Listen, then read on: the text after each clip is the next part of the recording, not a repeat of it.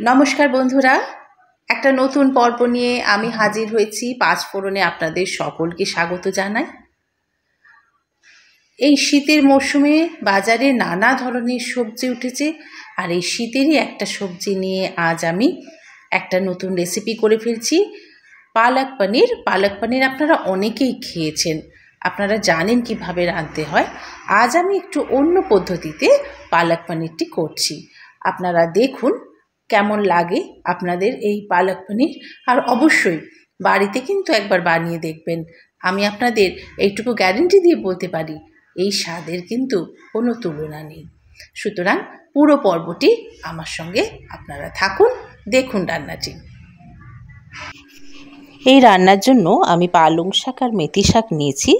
শাকগুলো কেটে বেছে ভালো করে ধুয়ে আমি কড়ার মধ্যে দিয়ে দিলাম। দুটো শাকই একসঙ্গে দিয়ে দিলাম।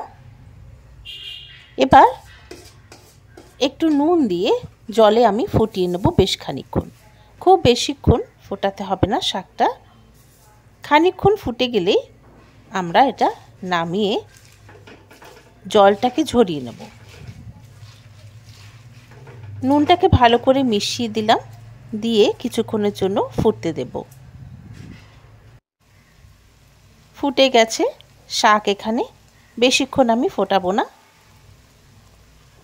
এবার এই জলটাকে ছেঁকে শাকটাকে একটা পেস্ট তৈরি করে নেব। অন্যদিকে কড়াতে আমি ঘি দিলাম, 2 চামচের মতো ঘি দিয়েছি। ঘি গরম হয়ে গেলে এবার আমি এর মধ্যে শুকনো লঙ্কা ফোড়ন দেব। 3 থেকে 4টে শুকনো লঙ্কা দিয়ে দিলাম। ঝাল আপনারা আপনাদের স্বাদ মতো দেবেন, যে যেরকম ঝাল খান সেরকম দেবেন।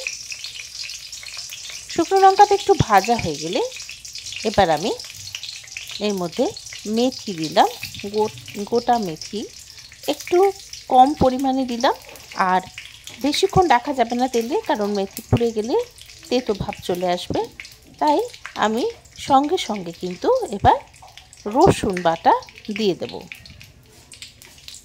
এখানে আমি 2 চামচের মতো রসুন বাটা দিয়ে দেব।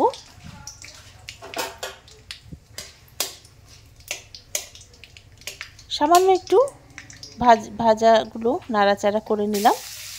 এবার রসুন বাটা দিয়ে বেশ খানিকক্ষণ নাড়াচাড়া করব। বেশিক্ষণ রসুনটা রাখা যাবে না, কারণ রসুন খুব তাড়াতাড়ি পুড়ে যায়, তাতে গন্ধটা নষ্ট হয়ে যাবে। সামান্য একটু নাড়াচাড়া করে নেব। অন্যদিকে আমি একটা বড় সাইজের পেঁয়াজ কুচো করে রেখেছি, সেই পেঁয়াজটা এবার আমি দিয়ে দেব। রসুনটা যখন ভাজা ভাজা হয়ে যাবে তখন এবার আমি পেঁয়াজটা দিয়ে দেব। পেঁয়াজ রসুন আরও কিছুক্ষণ ভাজবো। এখানে আমি স্বাদ মতো নুন দিয়ে দেব। যেহেতু পালং শাকে আমি নুন দিয়ে সিদ্ধ করেছি, তাই নুনটা কিন্তু একটু বুঝে দিতে হবে।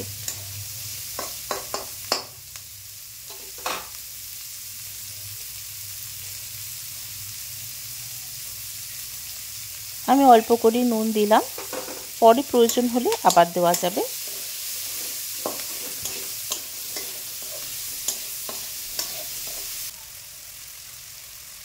স্বাদ মতো চিনি দিলাম। চিনিটা কিন্তু অপশনাল, আপনারা যারা পছন্দ করবেন তারা দেবেন, যারা পছন্দ করবেন না চিনি দেবেন না।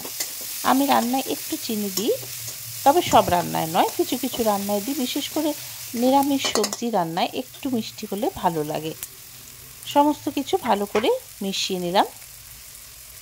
এবার আমি এক এক করে হলুদ গুঁড়ো, লঙ্কা গুঁড়ো, জিরে গুঁড়ো এবং ধনে গুঁড়ো অল্প অল্প করে দিয়ে দিলাম।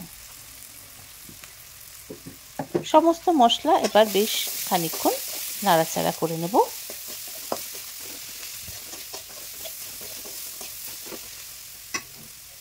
মশলা ভালো মতো কষে গেলে এবার পালং শাক আর মেথি শাক, যেটা আমি মিক্সিতে পেস্ট করে রেখেছি, সেটা আমি দিয়ে দিলাম।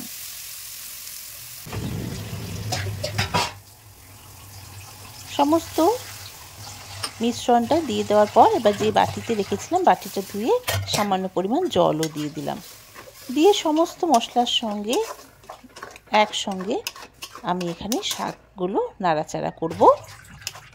বেশ কিছুক্ষণ আমি একটু রান্না করব এটা। আর একটু নুনের প্রয়োজন ছিল, তাই একটু নুন দিয়ে দিলাম। আপনারা স্বাদটা বুঝে নুনটা দেবেন।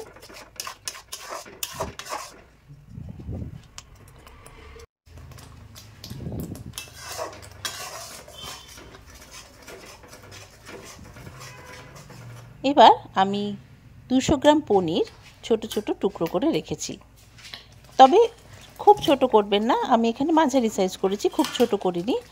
200 গ্রাম পনির আমি কাঁচাই দিয়ে দিলাম। যদি আপনারা মনে করেন ভেজে দেবেন, ভেজেও দিতে পারেন। আমি কাঁচা পনিরটাই প্রেফার করি।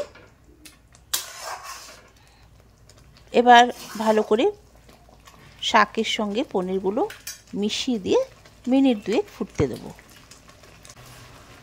সবশেষে আমি 1 চামচ গরম মশলা গুঁড়ো আর একটুখানি ঘি ছড়িয়ে দিলাম।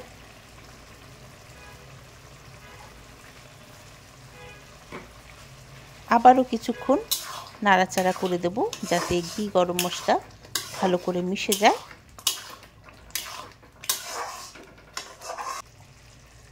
সবশেষে একটু ফ্রেশ ক্রিম দিয়ে দিলাম। আপনারা ক্রিমটা একটু ফেটিয়েও নিতে পারেন, আমি সরাসরি এর মধ্যে দিয়ে দিলাম। এবার একটু নাড়িয়ে দেব। আমাদের পালক পনির কিন্তু তৈরি হয়ে গেছে। আপনারা রুটি পরোটা সঙ্গে খান, পালক পনির খুব ভালো লাগবে। আর মেথি শাক দিয়ে এই পালক পনির অবশ্যই একবার করে দেখুন, স্বাদটা কিন্তু অনেকটাই ভিন্ন হয়। আমার পালক পনির কিন্তু তৈরি হয়ে গেছে। দেখুন অসাধারণ দেখতে হয়েছে। আমি আপনাদের পুরো জুম করে প্লেটটা দেখিয়ে দেব।